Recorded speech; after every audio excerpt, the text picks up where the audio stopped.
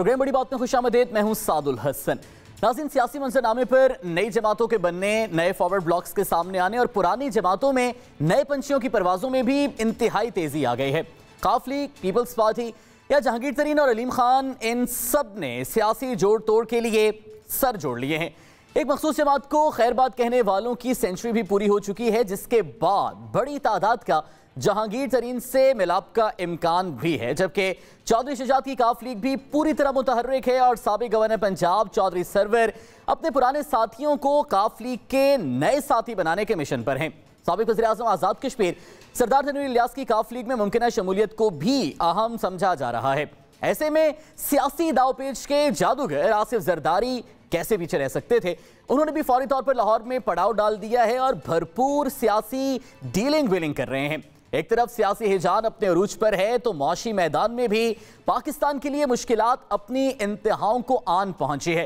बज़ाहिर आलमी मंजरनामे पर बनने वाले ब्लॉक्स की लड़ाई पाकिस्तान की मौशी मुश्किलात की कीमत देकर लड़ी जा रही है, या फिर इस लड़ाई के असरात पाकिस्तानी मौशी मंजरनामे को कमजोर कर रहे हैं।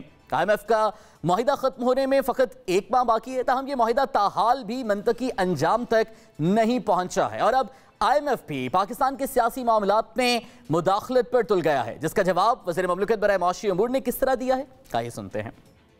मुझे तो लगता है ये एक्स्ट्राऑर्डिनरी है जो IMF कह रहे हैं।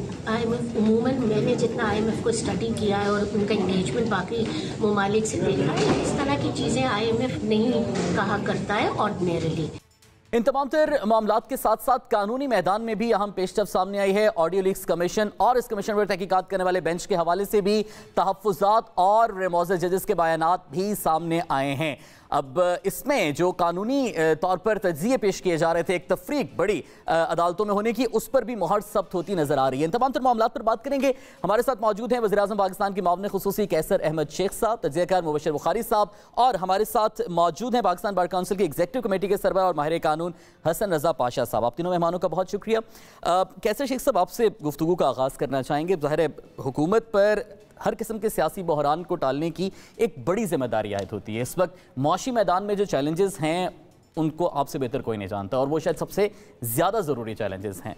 सियासी इस्तेहकाम कैसे मुमकिन बनाया जाएगा ताकि मौशी इस्तेहकाम लाया जा सके? बिस्मिल्लाहिर्रहमानिर्रहीम। पाकिस्तान की तारीख़ यही रही है कि हम सियासी बहरान में रहें, उसकी वजह से हमने अपने मुल्क को नीचे से नीचे करते रहे हैं, मौशी तौर पे भी और वैसे भी इस्तेहकाम सियासी भी नहीं। 71 में हमारा मुल्क टूटा जब पीपल पार्टी और अवामी लीग में आपस में इख्तलाफ हो गया। 77 में मार्शल लॉ लगा तो वो भी पीपल पार्टी और कौमी इत्तेहाद में इख्तलाफ रहा। अभी भी आप देख लीजिए कि जब से ये हुकूमत आई है हम इनसे चार्टर ऑफ इकानमी की बात कर रहे हैं, वो कहते हैं आप चोर डाकू हैं। अब इस तरह तो मुल्क नहीं चलते ना। मुल्क में जब तक सियासी कोई यहाँ पाकिस्तान में देखिए ना, आप जो मुआशी बहरान है वो क्या है कि हमारे पास इस वक्त रिज़र्व्स नहीं है, हमारी एक्सपोर्ट्स कम हो रही हैं, इंपोर्ट ज़्यादा हो रही हैं, और IMF हमें अपने मुतालबात कह रहे। ये कहना कि IMF बिल्कुल गलत कह रहा है, मैं इस बात को तस्लीम नहीं करता। अब सवाल जी ये कि IMF मिशन चीफ का बयान, हम हुकूमत ये तासुर ज़ाहिर करने में नाकाम क्यों है कि पाकिस्तान में जो सियासी डेवलपमेंट्स हैं वो आइन और कानून के मुताबिक नहीं हो रही? इन्हीं तहफ़्फ़ुज़ात का इज़हार IMF ने किया। नहीं, देखिए बात यह है कि जहाँ तक मुआशी मामलात हैं ना, पाकिस्तान 22-23 बार IMF के पास, पहली बार तो नहीं गया। हमने तो एक रूटीन बना, हमने अब जब तक अपने आप को ठीक नहीं करेंगे मुआशी एतबार से। IMF क्या चाह रहा है? IMF यही चाहता है ना कि आप जब हमसे कर्जा लेते हैं तो हमें ये एक्सप्लेन तो करें कि उसको रीपे करने की पोजीशन में होंगे। अभी 55 ट्रिलियन रुपीस का कर्जा हो चुका है, डोमेस्टिक और फॉरेन मिल्क, और फर्दर बढ़ रहा है। अब मैं आपको बताऊं कि ये जो हुकूमत गई है, अभी 2-2.5 साल पहले रज़ा बाकर साहब ने $3 बिलियन, जो कि 87,000 करोड़ रुपए बनता है, ऐसे लुटाया जैसे कि मुफ्त का माल था। वो मशीनरी जिसकी ज़रूरत भी नहीं थी और जो आई वो भी इस्तेमाल भी नहीं हुई। मैं क्योंकि बिज़नेस से मेरा तल्लक है, उन मेरे दोस्तों ने वो लिया, हर पार्टी के बिजनेसमैन ने वो लिए। अब मुझे वो बताइए कि एक तरफ तो हुकूमत ने वो 87,000 करोड़ 0% पे दे दिया, और ख़ुद हुकूमत 87,000 करोड़ 20% पे ले रही है। हर साल 12-13 हज़ार करोड़ रुपए उस पर सूद बढ़ रही है खुद। एक तरफ जीरो, तो ये क्या पॉलिसी है? इसी तरह अभी भी पॉलिसी पे जब तक मिलजुल के बात नहीं होगी। अभी मसला क्या है कि कोई भी देखिए ना, हमारी मईशत एक बड़ी ही दिगर कुआं है, मसाइल से गुजरे हम। आज भी सारा दिन बजट की मीटिंग में थे। जुमे को मैंने पूरे बिज़नेस कम्युनिटी के पाकिस्तान के मियाँ शहबाज शरीफ कराची तशरीफ ले गए, तो हमने आपस में सर जोड़ के यही हल निकाल रहे हैं कि किस तरह। अच्छा, हल क्या निकल रहे हैं इस पर ज़रा हम आपसे बात भी करेंगे। मुबश्शिर बुखारी साहब, ये लाहौर में क्या चल रहा है? बड़ी जोड़ तोड़ की खबरें आती हैं, चौधरी सरवर ले जाते हैं सरदार तनवीर इलियास साहब को, प्रेस कॉन्फ्रेंस होती है, लेकिन वाज़ह तौर पर तनवीर साहब ऐलान नहीं करते काफिले में शमूलियत का, कुछ मुबहिम सी प्रेस कॉन्फ्रेंस होती है। ये हो क्या रहा है लाहौर में? जी बिल्कुल, आपको तारीखी तौर पे पता है कि लाहौर हमेशा से सियासी सरगर्मियों का मरकज़ रहा है। माजी में तो जितनी बड़ी मूवमेंट्स हैं वो यहाँ से चली हैं, और माजी करीब में भी मूवमेंट का आप देखें जो भी है वो लाहौर से ही चल रहा है।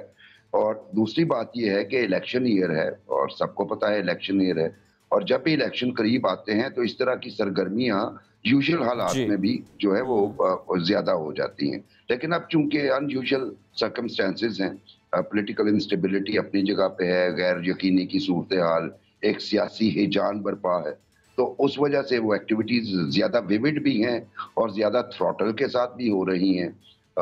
उसमें जब भी ऐसी सूरत हाल होती है जिसमें से अभी हम गुजर रहे हैं, तो नए ग्रुप जन्म लेते हैं, नए अलायंसेस जन्म लेते हैं, कुछ पुराने प्लेयर्स जो हैं वो सरफेस होते हैं और इधर उधर आना जाना हो जाता है मुख्तलिफ पार्टी से, तो वो रिपीट चल रहा है। ये रिपीट मतलब मैं अगर आपसे अर्ज करूं तो मतलब मैं तीसरी चौथी दफ़े देख रहा हूं अपने सहाफ़ती करियर में।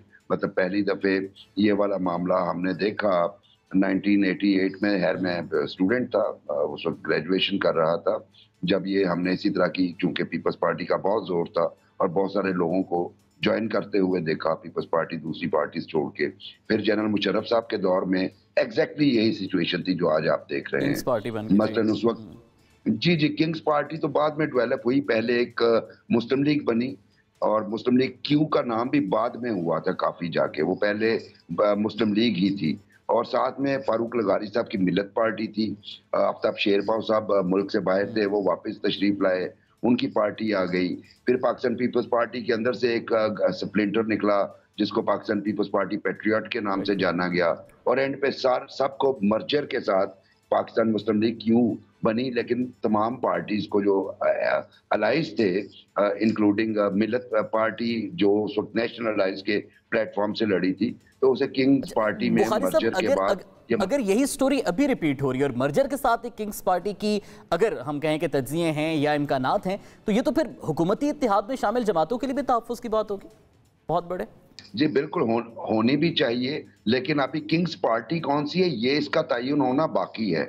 आप देखिए आसिफ जरदारी साहब की अगर बात करें तो वो तो किंग्स पार्टी हो नहीं सकते, और दूसरा ये कि उनका लाहौर आना भी अनयूजुअल नहीं था, स्केजुअल था। लेकिन उससे पहले अगर आप देखें तो बलूचिस्तान में वो बड़े बड़े अपने पुराने बिग शॉट्स जो थे उनके, लाइक सरदार फतेह मोहम्मद हसनी, उनको वो शामिल कर चुके थे, और भी काफ़ी हजरात बाप से एक दो हजरात यानी बलूचिस्तान अवामी पार्टी से शामिल हुए। फिर रिसेंटली आपने देखा होगा हैदर अली जो MNA रहे हैं साबक PTI से, उन्होंने इस सारी, उनका 9 मई के वाकयात से भी लेना देना कोई नहीं था, वो पहले ही नेगोशिएशन से। फिर इत्तलात आ रही थी कि परवेज खटक साहब भी राब्ते में पीपल्स पार्टी के साथ, तो शायद वो भी ज्वाइन कर लें, तो इनका तो सेपरेटली देखा जाए। लेकिन सडनली जो एक्टिव हुए हैं चौधरी सरवर साहब, JKT यानी जहांगीर खान तरीन, और आज तक की तारीख में अगर if I am not wrong Farooq Azam Malik ने भी सियासत से रिटायरमेंट का ऐलान किया है, तो एक पार्टी से 113 लोग छोड़ गए हैं, और वो उन 113 में से मेजॉरिटी जो है उनका टिल्ट जो है वो JKT यानी जहांगीर खान तरीन, जो कि कोई एक स्प्लिंटर उसी नाम से चला सकते हैं, जैसे तहरीक इंसाफ तरीन ग्रुप या तहरीक इंसाफ नजरियाती ग्रुप, इस तरह का वो कर सकते हैं अगर कुछ चलाना होने आता। जी और दूसरी तरफ काफ लीग जो है, चूंकि बहुत अच्छा प्लेयर है ऐसे सर्कमस्टेंसेस में, चौधरी शुजात साहब का तजर्बा अपनी जगह पे है, और चौधरी सरवर का उधर आना, फिर चौधरी सरवर साहब का राब्ते करना लोगों से, इस बात का गमाज है कि दोनों में से कम अज कम किसी को, दोनों को बैकिंग तो है, लेकिन इन दोनों में से कोई एक किंग्स पार्टी होगा। लेकिन मेरी जाती राय में इलेक्शन आने हैं, ये शायद वो वाले किंग्स पार्टी नहीं होगी जो जनरल मुशर्रफ के दौर में थी। ये थोड़ी ठीक है। अच्छा बुखारी साहब, यहाँ पर तो खैर इत्तेहाद बन रहे हैं और जो मुख्तलिफ साथी हैं पुराने वो शायद इकट्ठे हो रहे हैं। पाकिस्तान कानून का, इंसाफ का सबसे आला फोरम सुप्रीम कोर्ट, उसमें आज भी हमने काजी फायज़ ईसा साहब की जानिब से तहफ़्फ़ुज़ात सुने। ऑर्डिनरीज़ कमीशन पर तहकीकात करने वाला जो बेंच है, समाअत करने वाला, उस पर उन्होंने तहफ़्फ़ुज़ात उठाएँ। ये सिर्फ तहफ़्फ़ुज़ात हैं, इख्तिलाफ़ राय है, या वाज़ेह इख्तिलाफ़ात हैं अब जो नज़र आ रहे हैं? मेरा ख्याल है अगर इनको वाज़ेह इख्तिलाफ़ात कहा जाए तो बेजा नहीं होगा। आप देख लें पिछले कुछ अरसे से कितनी वाज़ेह तकसीम हो चुकी है, और हमारे समेत चले हुकूमती तो उनका कहना है जी कि हमें तो दीवार के साथ लगाया जा रहा है, हमारी बात नहीं सुनी जा रही। हमने बतौर पाकिस्तान बार कौंसिल, बतौर इदारा, part and parcel of judicial system, representatives of the bar, हम ख़ुद वहाँ गए और एक से ज़ायद मरतबा ये रिक्वेस्ट की कि आप फुल बेंच बनाएं। आज अगर फुल बेंच बना होता तो शायद बहुत सारी चीज़ें, सूरत-ए-हाल मुख्तलिफ होती, बहुत सारी चीज़ें वो ना होती जो आज हो रही हैं। फिर एक और जो डेफिशिएंसी है इसमें, मैं बड़े अदब के साथ ये कहूँगा, वो है फुल कोर्ट मीटिंग ना होना। देखें, पहले होता था हर जुडिशल साल के स्टार्ट पे, जो सितंबर में होता था जब अदालती छुट्टियां ख़त्म होती थी, तो एक मीटिंग होती थी और पूरे साल के लिए आला तरीन अदलिया अपने गोल मुतय्यन करती थी और उस पर अमल होता था।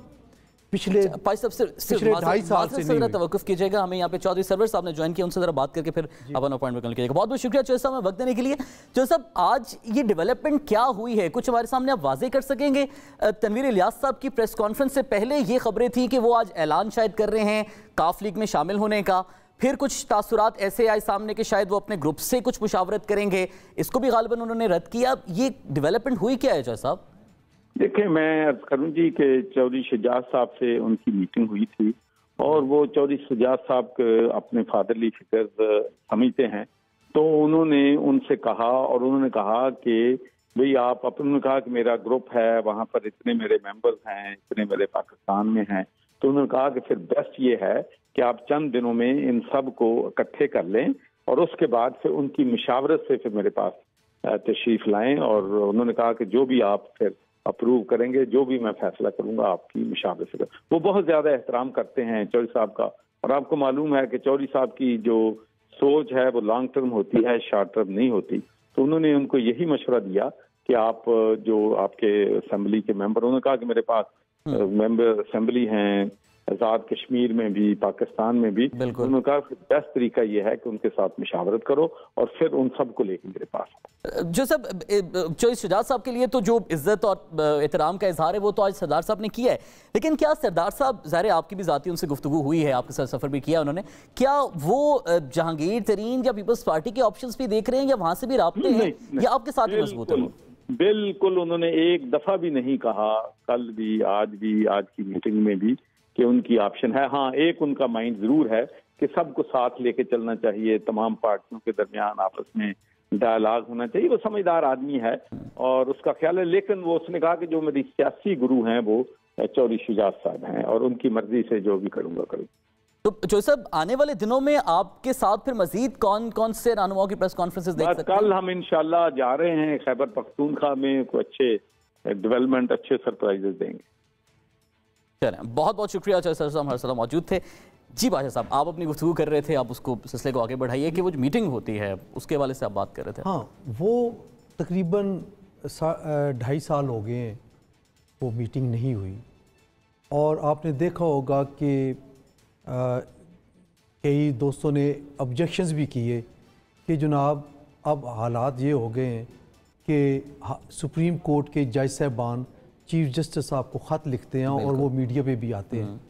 ये सिर्फ इसलिए आ रहे हैं कि कथारसिस नहीं है, बैठ के बात नहीं हो पा रही, तो फिर वो खतूत का सहारा लेके तो अपने बात को या अपने मुतालबात को आगे लेकर जाते हैं। आपस में एतमाद का फुकदान भी, तो एतमाद का भी है फुकदान, और पता नहीं जो भी है, आप समझ लें कि उसकी वजह से पूरी कौम, पोलिटिकल पार्टीज, सारा डिवीजन है। बिल्कुल, और हालात ख़राब से ख़राब तर हो रहे हैं। मैं अभी भी आपके प्रोग्राम के तवस्सुत से एक बात ज़रूर करना चाहूँगा ऑनरेबल चीफ जस्टिस साहब से कि वो रिटायरमेंट से पहले फुल कोर्ट मीटिंग ज़रूर बुलाएं, एक से ज़ायद मरतबा बुलाएं, क्योंकि अगर रिटायर हो जाएंगे तो मुझे नहीं लग रहा कि ये पोलराइजेशन ख़त्म हो जाए। अल्लाह करे कि ख़त्म हो, हमारी तो ख्वाहिश है। हम कभी भी नहीं चाहेंगे कि सुप्रीम कोर्ट ऑफ पाकिस्तान में डिवीज़न हो, उसकी बेतौकीरी हो या लोग बातें करें या उनके अंदर की बातें बाहर हों, ये इंतहाई नामुनासिब है। हम चाहते हैं कि इसका डेकोरम होना चाहिए। हाईएस्ट फोरम है, मुल्क की आला तरीन अदलिया है, और इसके हवाले से जो जो बातें आ रही हैं बाहर वो कोई इतनी मुनासिब नहीं है, इसके लिए नुकसानदेह है, और सुप्रीम कोर्ट का नुकसान पाकिस्तान के लिए यकीनन, और हर सेक्शन ऑफ द सोसाइटी ये डिमांड कर रहे हैं कि ये मामलात कम से कम सेटल हों। ऑर्डिनेंस कमीशन के हवाले से भी जो डेवलपमेंट सामने आई है उस पर भी बात करेंगे, माशी और सियासी मामलात भी इस ब्रेक के बाद बात करेंगे।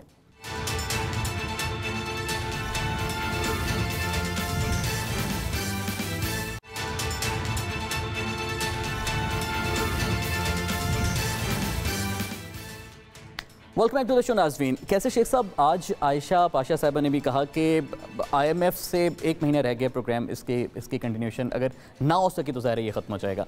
अगर ना हुआ तो हमारे पास प्लान भी है, तरजीह बहरहाल फिर भी IMF है। प्लान भी क्या है, आवाम को बता तो दें ताकि कुछ तसल्ली मिले उनको, बजट भी आने वाला है। देखिए, कल हमने स्टैंडिंग कमेटी नेशनल असम्बली की मीटिंग रखी है और इनको इसहाक डार साहब को और आयशा पाशा साहिबा को इन्वाइट किया है, और उसका एजेंडा है कि आप हमें बताएं कि IMF के साथ क्या नेगोशिएट हो रहा है। हम पिछले 2-3 महीने में लगातार ये एजेंडा रख रहे हैं, हमें कोई बता नहीं रहे। पाकिस्तान में जब तक आप इन बातों को डिस्क्लोज़ नहीं करेंगे कि प्रॉब्लम्स क्या हैं, क्योंकि मैं आपके सवाल का कोई जवाब नहीं दे सकता। कल उनसे पूछेंगे, होपफुली वो मैं आज उनके बयान से ये पता लगा कि कोई प्लान भी है, कुछ है। और डार साहब आजकल सहाफ़ियों से तो गैर रस्मी जब गुफ्तगू करते हैं तो थोड़े गुस्सा कर जाते हैं, शायद परेशान है या दबाव माशी बहुत है, अपनी टीम के साथ भी नहीं शेयर कर रहे कुछ, तो ज़ाहिर है। देखिए, इस वक्त पाकिस्तान बहुत बड़ी तकलीफ़ से मुआशी तौर पर गुजर रहा है, और जब तक हम सब मिलजुल के इसका हल नहीं निकालेंगे ना, फ़र्ज़ कीजिए नए इलेक्शन हो जाते हैं, नई कोई हुकूमत आ जाती है, वो भी 2-4 महीने को, उसके पास भी कोई हल नहीं है। देखिए ना, 55,000 बिलियन हमारा कर्ज चढ़ चुका है, मुसलसल 30 साल से हम कर्ज ले रहे हैं, और IMF का मैंने पहले जिक्र किया 22-23 प्रोग्राम हो चुके हैं। अब उसमें जो सूद का सिर्फ खर्चा है ना, वो हमारा जो रेवेन्यू है उसके बराबर चला जाता है, उधर चला जाता है, नेट जो रेवेन्यू है। तो अभी मकसद ये है कि हम क्या डेवलपमेंट का प्रोग्राम देंगे, हम क्या बाकी चीज़ें इससे, तो ये काफ़ी डिटेल इसमें चाहिए। हमारा मुल्क जो ना, हमने अपने आप को संभाला नहीं है, और मुश्किलात हैं, मुश्किलात का, लेकिन आम आदमी सबसे ज़्यादा तकलीफ़ में तो आम आदमी है। जो पैसे वाला लोग हैं ना, मैंने तो आपसे अभी कहा कि 87,000 करोड़ उनको तो फ्री मिल गया। अब जिसको फ्री मिल रहा हो 10 साल के लिए, वो तो मशीनरी जो ज़रूरत थी या नहीं थी मंगा ली ना, नुकसान तो मुल्क का हो रहा है। हम जब पॉलिसियाँ बनाते हैं ना, तो सबको मिलजुल के लॉन्ग टर्म पॉलिसी बनाना है। ये चीज़ें तो ज़ाहिर है आपकी अपनी, आप मामले खुसूसी भी हैं, वज़ीर आज़म के साथ मीटिंग्स में भी डिस्कस होती है, क्योंकि आपके पास तो 2 ऑप्शंस हैं, या अवामी बजट आपने देना है, इलेक्शन बजट है, इलेक्शन ईयर है, उसमें आपको अवाम को रिलीफ देना है। लेकिन अगर आप अवामी बजट देते हैं, जो आपके लेंडर्स हैं उनको तहफ़्फ़ुज़ात हैं, IMF को भी ज़ाहिर तहफ़्फ़ुज़ात होंगे, तो डिसीजंस लेंगे किस तरह से? या ये है या वो है। अगले 2-3 दिन में ये देखिए, यही जो हम डिस्कस कर रहे हैं, मैंने कहा फ्राइडे को पाकिस्तान के तमाम जो स्टेक होल्डर हैं ना, उनको बुला के यही पूछ रहे हैं उनसे। और देखिए, IMF हमारी प्रेफरेंस है। प्राइम मिनिस्टर साहब ने खुद कहा कि उनका IMF के MD से काफ़ी तफसील में बातचीत हुई। हम अपना जो पॉइंट्स हैं उनको बता रहे हैं, हमारी जो तकालीफ हैं, लेकिन क्योंकि आप खुद देख रहे हैं कि इस वक्त ख़ित्ते में भी तब्दीलियाँ आ रही हैं, तो ये कोई सिर्फ, और आज तो उनके बयान से भी साफ ज़ाहिर हो गया कि वो कहते हैं कि भाई आपके जो आपके अपने मुल्की मामलात हैं, तो इस सब चीज़ों को मद्देनज़र रखना पड़ेगा, क्योंकि IMF में बहुत ज़्यादा अमेरिका का होल्ड है, ऐसा ही है। और वो सिर्फ इस तरह वो नहीं देते कर। डोनाल्ड ब्लूम से जो मुलाकातें हो रही हैं, मरीम नवाज साहबा की मुलाकात भी हुई, दीगर भी आपके हुकूमती अहदेदारों की, क्या कोई बर्फ़ पिघलेगी फिर और अमेरिका कुछ फेवर करेगा IMF से? जो प्राइम मिनिस्टर साहब ने बात की वो बड़ी होपफुल थी। कोशिश हमारी तरफ से तो पूरी, देखिए उसके बगैर गुजारा नहीं है। प्लान बी अपनी जगह पे है, लेकिन प्लान बी को इतना आसान प्लान नहीं है, क्योंकि कोई भी मुल्क, देखिए दूसरे हमारे अपने दोस्त मुल्क भी हमें तब, जबकि IMF की एंडोर्समेंट होगी, दुनिया का सिस्टम इस तरह चल रहा है, तो अगर अनफॉर्चुनेटली अगर हम IMF से बिल्कुल समझौता ना कर सके तो ये बजट तो अब आ गया है, 9 तारीख को है, तो वो प्लान बी तो होगा ही उसमें। लेकिन वो कोई प्लान बी पे आप कहें कि कोई लॉन्ग टर्म प्लान हो सकता है, उससे हम डिफ़ॉल्ट नहीं हो रहे, इसमें कोई शक नहीं है। मैं इसहाक डार साहब की बात पे एग्री करता हूँ। लेकिन देखिए ना, जब मुश्किलात आप आम आदमी को, महंगाई और बढ़ती जाए, इंपोर्ट हमारी हो, आज ही ओपन मार्केट में और इंटरबैंक में 30 रुपए का फ़र्क हो गया, ऐसा ही है। तो उससे इंपोर्ट में कमी आ रही है। इंपोर्ट कम होने से हमारा रॉ मटेरियल, हमारी इंडस्ट्री नहीं चल सकेगी, हमारा एम्प्लॉयमेंट नहीं हो, यानी हमें एक बड़ी मुश्किल से बहुत ज़्यादा मुश्किल से। और इसमें किसी एक पार्टी का नहीं है। मैंने आज से 1 साल पहले जब हमने हुकूमत नहीं ली ना, 12 मई को तफसील से 1 साल पहले कहा था कि आप ये ना समझिए हमारी मईशत वेंटिलेटर पे है। इस वक्त को एक डॉक्टर मिफ्ता नहीं, पाकिस्तान के तमाम डॉक्टर मिल के इसका इलाज निकालिए। अब हमारी सारी पार्टियों को रियासत को प्रायोरिटी देना है, मुल्क सबसे अहम है। ये तो इसहाक डार साहब ने भी कहा कि सारे स्टेक होल्डर्स को मिलकर इसके मसले हम बुखारी साहब, ये जो आप सारे मामला देख रहे हैं, चौधरी सरवर साहब की भी आपने गुफ्तगू मुलाहिजा की, कल उन्होंने कहा कि KP से भी शायद सरप्राइज मिलेंगे, वो उधर भी रुख कर रहे हैं। ये जो जोड़ तोड़ चल रहे हैं, क्या आपको लग रहा है कि ये इलेक्शन का साल ही है? क्योंकि कुछ तहफ़्फ़ुज़ात ये भी थे कि अगर अक्टूबर में इंतखाबात गए तो मतलब इंतखाबात नहीं हुए, अक्टूबर में देख रहे हैं इंतखाबात। देखिए, जो मेरी पॉलिटिकल पार्टीज के जो पुराने वर्कर्स हैं, उसमें मुस्लिम लीग नवाज भी और पाकिस्तान पीपल्स पार्टी भी, उनका तो भरपूर ख्याल यही है कि इलेक्शन होने चाहिए। और पीपल्स पार्टी ने तो शायद कुछ इस तरह के इंडिकेशंस जो हैं, शेख साहब बेहतर बता सकेंगे मुझसे, वो क्लियरली बता दिए हैं कि 12 अगस्त के बाद हम किसी तरह की भी उसमें मूड में नहीं है कि असेंबली को किया जाए। और यही ख्यालात बहुत सारे मुस्लिम लीग नवाज के जो पॉलिटिकल वर्कर जो ऊपर आए हैं, हमेशा पॉलिटिकल वर्कर इलेक्शन को फोकियत देता है और मेजॉरिटी जो है मुस्लिम लीग नवाज के, उनका यही ख्याल है। लेकिन प्रॉब्लम जो बनी हुई है इस वक्त रूलिंग कोalition के लिए, वो यही है कि इन्होंने मुश्किल हालात में हुकूमत दी, उसके बाद अवाम को कोई रिलीफ देने में ये कामयाब नहीं हुए। नाकामयाबी का लफ्ज़ तो इस्तेमाल करना ही मेरा ख्याल है गलत है। इस पे ये कहना बुरी तरह नाकाम हुए, लेकिन उसमें इनका भी कसूर नहीं था। जिस तरह की इकोनॉमी मिली, रिकॉर्ड कर्ज पाकिस्तान की तारीख में लिए गए, और एक हमारा बच्चा भी एक इंग्लिश टर्मिनोलॉजी से वाकिफ है जिसे आप डेट सर्विसिंग कहते हैं। मतलब हमारा बच्चा जब थोड़ा सा शऊर वाला होता है और अगर स्कूल कॉलेज जाना शुरू कर देता है तो उसे ये लफ्ज़ आ जाता है, जी पाकिस्तानी बजट का मेजर चंक जो है वो डेट सर्विसिंग में जाता है। सही फरमाया, 23 दफ़ा हमने IMF प्रोग्राम्स लिए हैं और दूसरे अदारों से भी कर्जा जात दिए, लेकिन लॉन्ग टर्म पॉलिसी हमने कभी अपनाई ही नहीं। कभी हमने इस तरीके से सोचा ही नहीं, क्योंकि हम कर्ज ले रहे हैं, दोबारा IMF के पास जा रहे हैं, एशियन डेवलपमेंट से शॉर्ट टर्म रिलीफ मिल जाते हैं, फिर उसके बाद दोबारा वो सियासी चपकली शुरू हो जाती है हमारी। एग्जैक्टली। और दूसरी सबसे अहम बात यह है कि इकोनॉमी जो है, इकोनॉमिक स्ट्रेंथ आपकी पॉलिटिकल स्टेबिलिटी से रिलेटेड होती है। इसी चीज को ही IMF ने एक जनरल सा जो प्रिंसिपल है इकोनॉमिक्स का, और उसी को सेंस करते हुए एक स्टेटमेंट उन्होंने दिया है कि आप पॉलिटिकल स्टेबिलिटी की तरफ जाइए। चूंकि सबको पता है, आपको पता है, शेख साहब को पता है, पाकिस्तान बार काउंसिल वाले जो भाईजान बैठे हैं इनको पता है कि पॉलिटिकल हसन पाशा साहब हमारे बड़े मोहतरम, बल्कि हमारे हम ख्याल लोग हैं।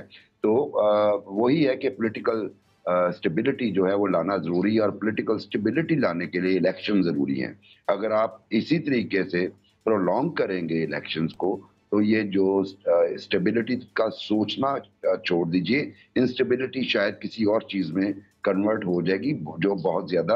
लेकिन बुखारी साहब, ये जो जिस तरह भी शेख साहब भी कह रहे थे और दीगर हम हुकूमती अहदेदारान से भी सुनते हैं कि ये जो मुआशी मुश्किलात हैं ये इनहेरिट की हुई हैं, लेकिन आप ज़ाहिर बेहतर तौर पे एनालाइज कर सकते हैं कि जब इंतखाबी सियासत या इंतखाबात का वक्त आता है तो ग्राउंड रियलिटीज़ में वर्कर्स को या आवाम को ये समझाना मुश्किल होता है। सारा ओनर्स जो है वो आउट गोइंग पार्टी ही लेती है।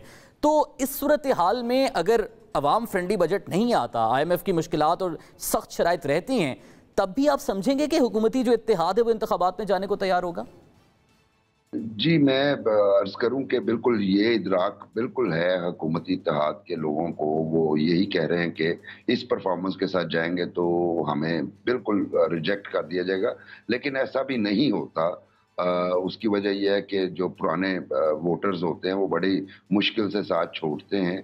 लेकिन ये बात ठीक है आप वाली, मतलब इस बात को इस तरह के जब आप इलेक्शन कैंपेन के लिए जाते हैं फिर लोग आपसे सवाल करते हैं और बाकायदा करते हैं, जलसों में करते हैं, कॉर्नर मीटिंग में करते हैं, वो बड़ी एम्बैरेसिंग सिचुएशन होती है। तो मैं ज़ाती तौर पे ये समझता हूँ कहीं ना कहीं, क्योंकि एक्सपीरियंस लोग हैं और हमेशा इन्हें आता है कि बजट से पहले कैसे कोई रिलीफ देना है। ठीक है, आप सब्सिडी जो है वो नहीं दोबारा देंगे, लेकिन कुछ और तरीका होते हैं जिस पे आप काम कर सकते हैं। लेकिन बहरहाल फिर भी ये बहुत टफ होगा। और एक बात जो मैं ये कहना चाह रहा था वो ये है कि फिर अगेन कि इलेक्शन ही इकोनॉमिक्स और पॉलिटिकल स्टेबिलिटी दोनों की को इसमें तो कोई शक नहीं, इसमें कोई शक नहीं जरूरी है। पाशा साहब, ऑडियो लीक्स उसूली तौर पर एक चीज़ गलत है। ऑडियोज रिकॉर्ड करना, प्राइवेसी की बहस सारी ज़ाहिर है आप बहुत बेहतर समझते हैं, लेकिन क्या एक चीज़ जो उसूली तौर पर गलत है वो इस बुनियाद पर उस पर तहकीकात की ही ना चाहें कि उसके कंटेंट्स क्या हैं, या कंटेंट्स पर भी बहस करना उतना ही ज़रूरी है? देखें, किसी की प्राइवेसी में झांकना बहुत ही बुरी बात है और इसमें कोई दो राय नहीं है। कंडेम भी करते हैं हम। आज भी हमने हमारी मीटिंग थी, उसमें जब प्रेस रिलीज़ जारी की तो उसमें एक पॉइंट ये भी था कि ये जो प्राइवेसी में एंटर हो के उन वीडियोस बना रहे हैं और पोर्न वीडियोस बना रहे हैं, वो हम कंडेम करते हैं। ऐसा नहीं होना चाहिए। अब एक बात बताता हूँ, एक चीज़ आ गई, अब कहाँ से ये साबित हो गया कि ये गवर्नमेंट ने बनाई है या गवर्नमेंट एजेंसीज ने बनाई है? आजकल इंटरनेट का दौर है, हैकर्स भी हो सकते हैं। बिल्कुल सही। कोई ऑस्ट्रेलिया या अमेरिका में बैठ के कोई हैक करके कोई एक काम कर सकता है। तो अगर ये कमीशन बना है तो उसने ये स्क्रूटनी करनी है कि नंबर वन किसने बनाया है। ऑल दो कि ये TOR में नहीं था, लेकिन कमीशन ने अपनी पहले दिन की जो उनकी थी ऑर्डर, उसमें ये मेंशन किया कि हमने ये भी देखना है कि ये किसने बनाई है। यानी अपने TOR से एक स्टेप आगे गया कमीशन। दूसरा ये है कि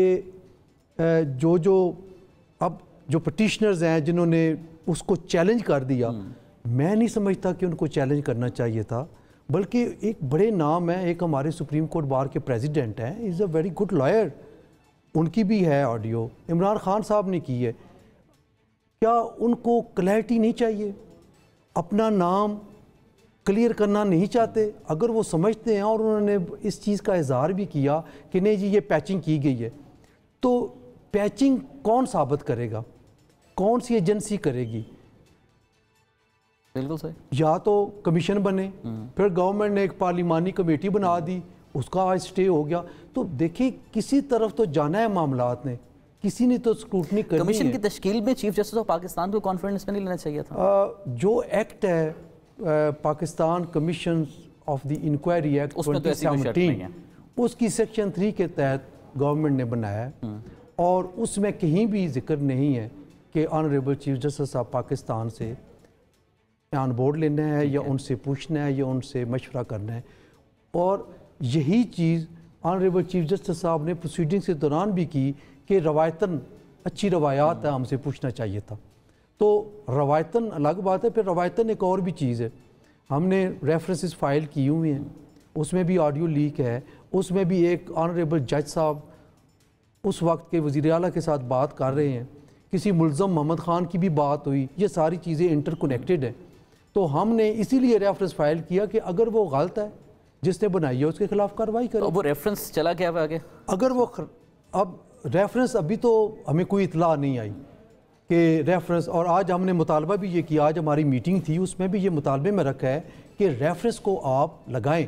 आपको याद होगा कि अभी जो स्टे हुआ था इस कमीशन का, उसमें इसी पॉइंट पे स्टे हुआ कि आर्टिकल 209 के तहत ही किसी जज के खिलाफ कार्रवाई हो सकती है। तो इस बात पे स्टे, तो मैं बार बार ये कह रहा था कि अगर आर्टिकल 209 है, वो हम ऑलरेडी उसको इन्वोक कर चुके हैं, 3 महीने हो गए हैं, 6 बार कौंसल्स ने रेफरेंसेस फाइल किए हैं और पाकिस्तान की हिस्ट्री में पहली दफ़ा किसी बार कौंसिल ने एक सिटिंग जज के खिलाफ रेफरेंस फाइल की है, तो ये एक यूनिक चीज़ है। अगर किसी जज के खिलाफ रेफरेंस की समाअत का आगाज नहीं होता तब तक वो बेंच में बैठ सकते हैं? जी, बेंच में बैठ सकते हैं, लेकिन रवायात कुछ और हैं। ठीक है कि देखिए, रवायात ये भी थी कि अगर आपने कोई फरीक एतराज़ करता है तो वो जज खुद ही रिक्यूज़ कर देते हैं। और एक और चीज़ आपको याद होगी कि मोहतरमा बेनज़ीर भुट्टो शहीद के केस में जो कि ऑडियो लीक हुई थी जस्टिस मलक कयूम साहब की और सुप्रीम कोर्ट के जज, वो सिर्फ लीक होने के बाद उन्होंने कोई स्क्रूटनी नहीं कराई, कोई वेरिफिकेशन फोरेंसिक नहीं हुआ, वो उन्होंने इस्तीफा दे दिया था और वो घर चले गए थे। तो ये भी तो रवायात है। सारे मामला सितंबर से पहले पहले हल होते नजर आ रहे हैं आपको? जो आज की कार्रवाई है वो तो उससे तो लगता है कि पता नहीं, शायद सितंबर से आगे चला जाए। ठीक है, अब ये मामला हल कैसे होंगे? सियासी भी हैं, मुआशी भी हैं और कानूनी महाज पर भी हैं। ब्रेक के बाद इस बात करेंगे।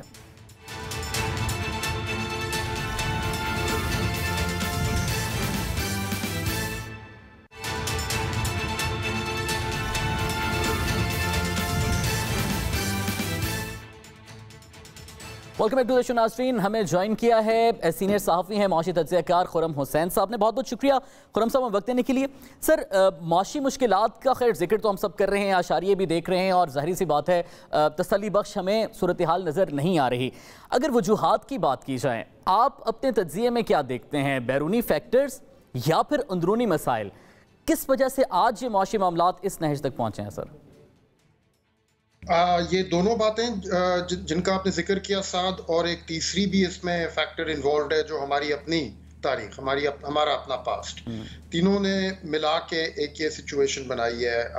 पाकिस्तान में जिस लेवल की अनसर्टेनिटी रही है पिछले एक साल से नहीं लेकिन चंद सालों से, और जो फैसले करने थे और जिस डायरेक्शन में पाकिस्तान को चलना था, उसकी शुरुआत तो मार्च 2021 से होनी थी, जब हफीज शेख साहब IMF का प्रोग्राम साइन करके वापस लेके आए थे और उसके महीने के अंदर अंदर उसको नज़रअंदाज किया गया और कहा गया इसको हम रीनेगोशिएट करेंगे और हम इसको कबूल नहीं करते।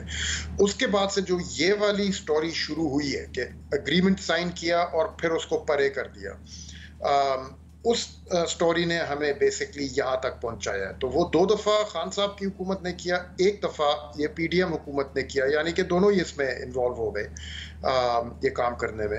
एंड एज अ रिजल्ट आज हम लोग यहाँ खड़े हैं जहाँ पे आगे का जो रास्ता है वो मार्च 2021 से कहीं ज़्यादा मुश्किल अब होगी है, क्योंकि इन चीज़ों को टालने से ये आसान नहीं होती और ज़्यादा मुश्किल हो जाती है। तो खुर्रम साहब, IMF चीफ का जो बयान है, मिशन चीफ का, जिस पर आज गवर्नमेंट तो ज़ाहिर है तहफ़्फ़ुज़ात का इज़हार करिए कि अंदरूनी मामलात में मुदाखलत है, अब आप बतौर मौशी तज्ज़ियाकार इसे अंदरूनी मामलात में मुदाखलत समझते हैं या किसी भी एक लेंडर के तहफ़्फ़ुज़ात का कुदरती इज़हार समझते हैं? ये देखिए, वो स्टेटमेंट है तो अनयूजुअल, ठीक है। मैं पिछले कोई 25 सालों में मैंने कभी देखा नहीं है कि IMF ने कोई सियासी मामलों के ऊपर भी अपनी ऑफिशियल स्टेटमेंट दी हो। वैसे ही वो लोग मिलते मिलाते हैं तो वो बात करते हैं, और लेंडर्स और क्रेडिटर्स का वाकई में हक होता है कि अपना जो भी बोरोवर है जिसको वो पैसे दे रहे हैं उसकी स्टेबिलिटी जो है उसको वो मेजर करें, लेकिन नॉर्मली ये वाले कंसर्न्स प्राइवेट चैनल्स के थ्रू दिए जाते हैं। यहाँ पे पब्लिक चैनल के थ्रू एक पब्लिक स्टेटमेंट में जो ये बात कही गई है, ये मैंने पहले नहीं होते हुए देखा, तो ये एक अनयूजुअल चीज़ है। और आई थिंक मैं और हम लोग बाकी मेरे जो बिरादरी में लोग हैं जो भी मईशत के ऊपर नज़र रखते हैं, हम सब आपस में भी यही समझने की कोशिश कर रहे हैं कि इसका मतलब क्या है, ये उन्होंने उसमें क्यों डाला। लेकिन तो गवर्नमेंट एक प्लान बी की बात भी कर रही है। आज ऐसा आयशा गौस साहिबा ने भी कहा कि हो जाता है तो ठीक है, तरजीह हमारी IMF प्लान है, ना हुआ तो we have a plan B. क्या प्लान बी है? फिजिबल होगा ये? प्लान बी तो वही है जो अभी हो रहा है। अभी तो हम चल ही प्लान बी पे रहे हैं। प्लान बी पे तो हम लोग आ गए थे जनवरी में, जब उन्होंने मिनी बजट पास किया था और वो कुछ टैक्सेस वैक्सेस लगाए थे। That was it, we had begun plan B. ये सितंबर का जो IMF डॉक्यूमेंट है उसमें तो खास लिखा हुआ है कि ये हमारा एक रास्ता है, उसमें उन्होंने डिटेल्स बताई हुई हैं, और अगर यहाँ से काफ़ी ना हुआ तो फिर हम लोग जनवरी में पहुँच के प्लान बी लॉन्च करेंगे, जिसका उसके उन्होंने और भी फिर वो दिए हुए थे। तो जैसे सिगरेट के ऊपर टैक्स और ये जो मिनी बजट जनवरी में आया, दैट वाज इट। तो वहां तो अभी already there in plan B. अब इससे बढ़ के और क्या हो सकता है? आई थिंक के प्लान बी इन लोगों का, इनके अपने मकसद से ये होगा कि ठीक है, हम लोग तो अब ये असेंबली जून में बजट अनाउंस करेंगे, अगस्त में असेंबली ने डिसॉल्व होना है, तो चंद महीनों का बजट अनाउंस करो, उसके बाद छोड़ो, और जो भी मामला है वो फिर अब इंटरिम गवर्नमेंट जो आएगी। एग्जैक्टली इस बजट पे ही जो गवर्नमेंट के पास ऑप्शंस हैं, अगर अपने दावे के मुताबिक पीपल्स फ्रेंडली बजट देते हैं तो फिर डेफिनेटली लेंडर्स के तहफुजात हैं, उनको कैसे एड्रेस करेंगे, और अगर लेंडर्स के तहफुजात को एड्रेस करते हैं तो डेफिनेटली आवाम को रिलीफ नहीं दे पाएंगे। तो कौन सी ऑप्शन की, ये devil in the deep sea वाली सिचुएशन गवर्नमेंट के लिए कौन सी ऑप्शन की तरफ जाएगी है? लेकिन डेविल इन डीप सी तो आई थिंक इन्होंने फैसला कर लिया है कि ये डीप सी में ही जाने के लिए तैयार है, मुझे तो ये लग रहा है। आई कुड बी रॉन्ग, और मे बी आने वाले दिनों में या एक आध हफ्तों के अंदर अंदर एकदम से कोई ब्रेक थ्रू हो जाए IMF के साथ, इन विच केस गुड, फाइन, चलो। लेकिन फिलहाल मुझे ये लग रहा है कि इन्होंने फैसला कर लिया है कि ये अवामी फ्रेंडली बजट एक अभी अनाउंस कर लेंगे। उसका फाइनेंसिंग प्लान और रेवेन्यू प्लान बेशक ना हो, लेकिन जो कुछ भी है जुलाई और अगस्त के महीनों में जितना कुछ लोग अवाम को दे सकते हैं देने की कोशिश कर, उसके बाद केयर टेकर्स का। बहुत बहुत शुक्रिया खुर्रम हुसैन साहब हमारे साथ मौजूद है। कैसे शेख साहब, इंतखाबात ही हल हैं सियासी अदम इस्तेहकाम को दूर करने के लिए। गवर्नमेंट क्या इस बात पर सारी सियासी जमातें आपकी इत्तेहादी मुत्तफिक हैं कि अक्टूबर में करवाने इंतखाबात? जी इंशाल्लाह हम समझते हैं कि अक्टूबर में ही इलेक्शन होने चाहिए, और आपने सही कहा कि इंतखाबात ही जो जिस पोजीशन में पाकिस्तान है, हमें इंतखाबात अक्टूबर में ही करवाने, क्योंकि अदरवाइज फिर और कई मुश्किलात सामने आ जाएंगी। इस पर आपकी इत्तेहादी जमातें भी रजामंद हैं? देखिए इसमें इत्तेहादी जमातों का रजामंद होना ज़रूरी नहीं है, मुझे नहीं पता क्योंकि इस पर डिबेट या मीटिंग नहीं हुई, लेकिन ड्यू इलेक्शन ड्यू हैं, उसकी एक डेट है, और ये हुकूमत 5 साल से ऊपर, ये नेशनल असम्बली इससे ऊपर तो नहीं उसका टेनओवर है ना, तो 12 अगस्त को या 16 अगस्त को जो भी डेट उसकी बनती है, उसको तो इस नेशनल असम्बली ने अपना टेन्योर पूरा करना है और नए इलेक्शन होने हैं, वो तो और होने चाहिए। उसके बगैर मैंने जैसे आप ये और अनस्टेबिलिटी हो जाएगी, और मैंने किसी अपने लीडर से नहीं सुना कि किसी को कोई इलेक्शन कराने में एतराज़ है। हम चाह रहे हैं कि इलेक्शन पहले दिन से हम तो यही कह रहे हैं कि पूरे टाइम पे पंजाब के इलेक्शनों में ज़रूर इख्तलाफ था, क्योंकि हम ये चाह रहे थे कि एक ही वक्त में पूरे मुल्क में इलेक्शन हो, अदरवाइज़ हम 4-5 महीने सिर्फ इलेक्शन खेलते रहेंगे, और पहले ही अनस्टेबिलिटी है तो प्रॉब्लम्स में इजाफा हो जाएगा। ये जो इकनॉमिक मैटर है ना, ये हमारे देखिए ना, इसमें काफ़ी प्रॉब्लम, मसलन रेवेन्यू इस वक्त जो हमारा टारगेट था वो पूरा नहीं हो सका। उसके बाद जो नेशनलाइज जितने यूनिट हैं, पता सबको है, यानी ये बात तमाम पार्टियां हम आपस में इख्तलाफ करके इसको और ज़्यादा इसको बढ़ा रहे हैं। शेख साहब मेरे टाइम थोड़ा सा कम है, मैं ज़रा पाशी साहब से इनको कमेंट करूं। जी बुखारी साहब, पाशी साहब, ये सारे मामला जो आप देख रहे हैं, सियासी अदम इस्तेहकाम भी आपके सामने है, मुआशी भी हैं, अदालती भी फोरम पे आपने देखा है, हल क्या है इनका और कब तक है? हल मैं समझता हूँ कि एक चांस मिला था पॉलिटिकल पार्टीज़ को, और सुप्रीम कोर्ट ने भी इनको ये मौका दिया था कि आप आपस में मामला तय करें, और हम इलेक्शन की डेट को भी चेंज कर सकते हैं। ठीक है। और आपको पता है कि मीटिंग्स भी हुई, 3-4 सेशन हुए PTI और PDM की इत्तेहादी जमातों के, और उसमें कल जिस तरह लॉ मिनिस्टर साहब के मैंने सुना, उन्होंने ये फरमाया कि हमारा ये तय हो गया था कि सितंबर के लास्ट वीक में या अक्टूबर के फर्स्ट वीक में इलेक्शन हो जाएंगे, लेकिन इमरान खान साहब ने वो वीटो कर दिया, और वो उन्होंने, तो ये कुछ गलतियां पॉलिटिकल लीडरशिप की हैं कि वो अगर वो बस मिस ना करते तो शायद आज हालात वो ना होते जो उनको देखने पड़ रहे हैं। तो देखिए, राइट टाइम पे राइट डिसीजन आपको ऊपर ले जाता है, और ना लें तो फिर बहुत पीछे ले जाता है, और राइट टाइम पे गलत डिसीजन आपको बहुत नीचे ले जाता है, जो आज PTI फेस। बुखारी साहब, बस मिस हो गई है? मेरा नहीं ख्याल, मुझे अभी भी इस मुल्क के पॉलिटिकल लीडर से थोड़ी सी विजडम की तवक्को है। और अभी आप देखिए इमरान खान साहब जो कल कह रहे थे कि नहीं मैं इनसे बात नहीं, अब वो सबसे बात करने को तैयार हैं। और इस पे थोड़ा सा मैं ऐड करता चलूँ कि ये जब पंजाब असेंबली टूटने से पहले की बात है कि इनकी डेलीगेशन एक मिला था जल्दी से मैं, तो वो इस बात पे आ गए थे कि वो क्या आप नेशनल असेंबली में वापस आइए और फिर बैठ के हम आपसे डिस्कस कर लेते हैं कब इंतखाबात होने हैं।